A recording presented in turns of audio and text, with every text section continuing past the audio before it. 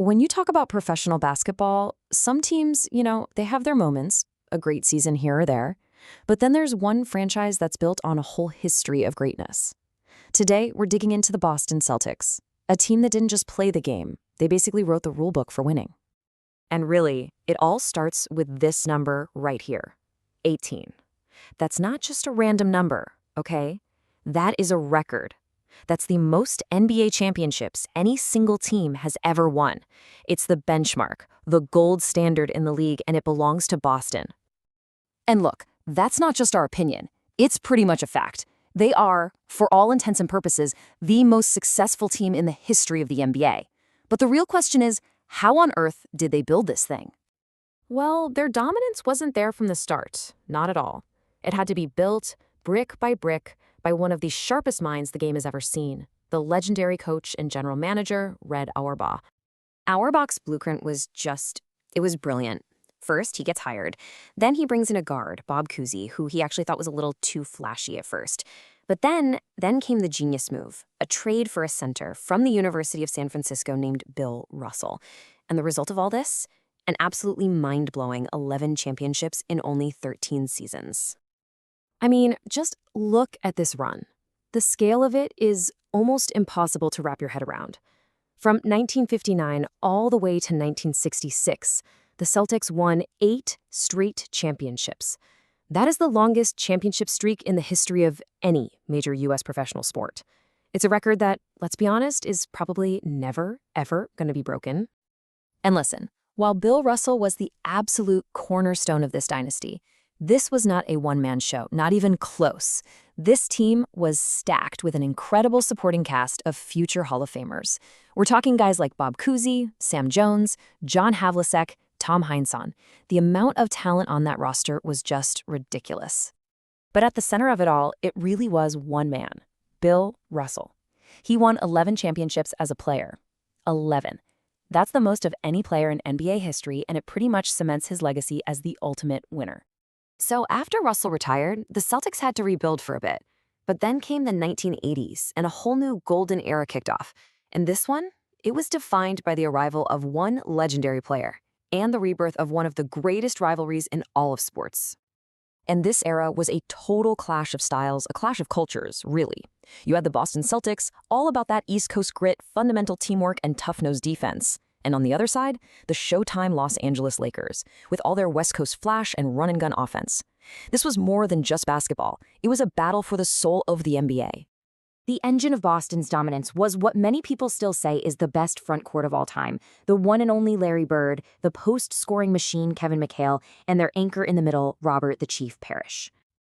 And this incredible front court didn't just magically appear. Nope. This was another stroke of Red Auerbach's genius. Back in 1980, he absolutely fleeced the Golden State Warriors in what's still considered one of the most lopsided trades in league history. He got Robert Parrish and the draft pick that became Kevin McHale. Unbelievable. So with that big three locked in, the Celtics were right back where they belonged, on top of the basketball world.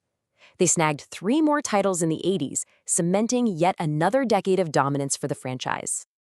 Now, the Celtics' history since that Bird era, it's been a real roller coaster, a cycle of incredible highs and some really tough lows. It's a story of tragedy, of rebuilding, and ultimately of climbing back to the top of the mountain. The 1990s were just a brutal period for the franchise, really. It was marked by the heartbreaking and untimely deaths of their promising draft pick Len Bias and their star captain Reggie Lewis. It was a series of tragedies that just sent the team into a long, difficult decline. But, this is the Celtics we're talking about. Like all great dynasties, they found a way to rebuild. In the summer of 2007, general manager Danny Ainge pulled off a couple of blockbuster trades that completely changed everything, instantly turning them into a championship contender overnight. And just like that, a new Big Three was born. You had the longtime Celtic star Paul Pierce, and joining him were 2 future Hall of Famers, the intense defensive powerhouse Kevin Garnett and the lights-out sharpshooter Ray Allen. The results were immediate. In their very first season together, this trio took the Celtics all the way to the 2008 NBA Finals.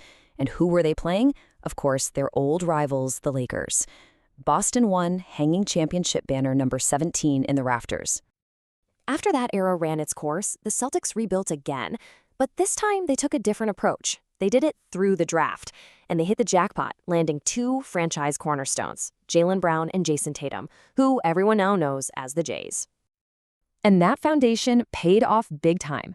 After a bunch of deep playoff runs, the Jays finally kicked the door down in 2024, leading Boston on a dominant run and securing that record-breaking 18th title for the franchise. So when you take a step back and you look at the whole picture, the numbers really do tell the story. It's a legacy of success that's just unmatched. And here it is, the bottom line. That championship in 2024 officially put the Celtics all alone at the top of the mountain, breaking the tie with the Lakers. With 18 titles to LA's 17, the debate over who's got more, well, for now, it's settled. And if you want to talk about their head-to-head rivalry on the biggest stage, it's even more lopsided. The Celtics and Lakers have faced off a record 12 times in the NBA Finals. Boston has won 9 of those matchups. 9 out of 12. It's almost impossible to process the sheer volume of talent that has put on that green and white jersey. A staggering 41 members of the Basketball Hall of Fame have played for the Celtics at some point in their careers. 41. Let that sink in. So from Russell to Bird, from Pierce to Tatum, the Celtics have this incredible, unbroken chain of legends and excellence. And it just leaves you with one final question. With a young, hungry core and a brand new banner hanging in the rafters, what does the next chapter possibly hold for the greatest dynasty in NBA history?